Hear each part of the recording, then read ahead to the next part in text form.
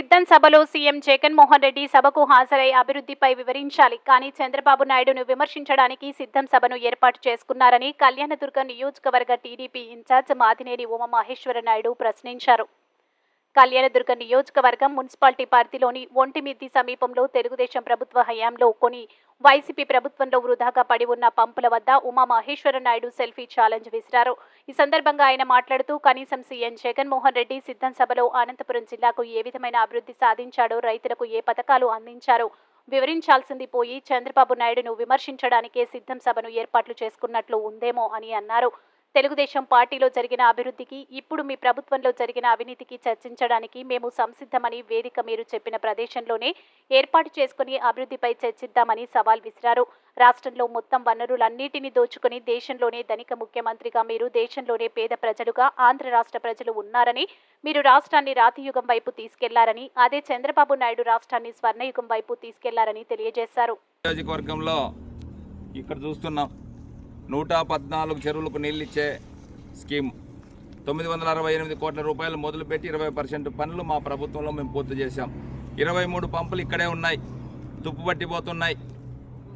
దీనిని ఈ రోజు వరకు ఒక్క పంపు కూడా బిగించినటువంటి పాపాన పోలేదు జగన్మోహన్ రెడ్డి గారు. కళ్యాణదుర్గం నియోజకవర్గాన్ని అభివృద్ధిలో పూర్తిగా నాశనం చేసి ప్రజల ఇబ్బందులకు గురి చేసినటువంటి ఈ విధ్వంసకరమైనటువంటి ప్రభుత్వం కొనసాగడానికి అవసరం లేదు అనేది ఈ రాష్ట్రంలో ప్రజలంతా నిర్ణయించుకున్నారు.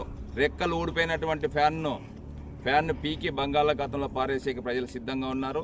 చంద్రబాబు నాయుడు ప్రభుత్వంలో జరిగినటువంటి అభివృద్ధి, ఈ ప్రభుత్వంలో జరిగినటువంటి లూటీలు, దౌర్జన్యాలు, దుర్మార్గాలకు మేము చర్చించడానికి సిద్ధం. జగన్మోహన్ రెడ్డి గారు మీరు సిద్ధం అని చెప్పి నేను అడుగుతున్నా.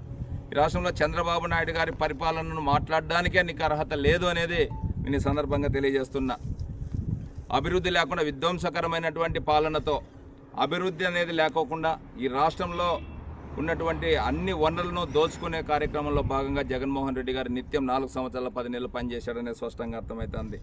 అభివృద్ధిపై బహిరంగంగా చర్చకు నేను సైతం సిద్ధం. జగన్మోహన్ రెడ్డి వేదిక నువ్వు ఏర్పాటు చేసి ఎక్కడ చెప్పినా కూడా నేను సిద్ధంగా ఉన్నానని చెప్పి సందర్భంగా తెలియజేస్తున్నా.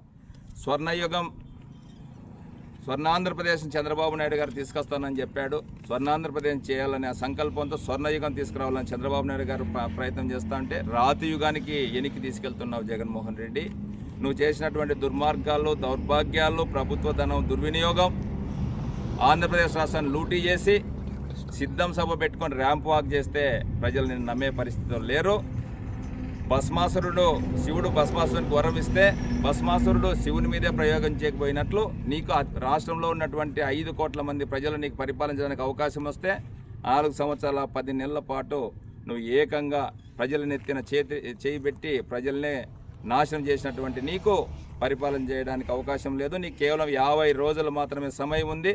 50 రోజుల్లో ప్రజలు నీ పరిపాలన, నీ కుర్చీ మడతపెట్టి బంగాళాఖాతంలో పారేసే టైం దగ్గరలో ఉందనేది సందర్భంగా తెలియజేస్తున్నా. ఇప్పటికే 77 మందిని నువ్వు మార్చావు.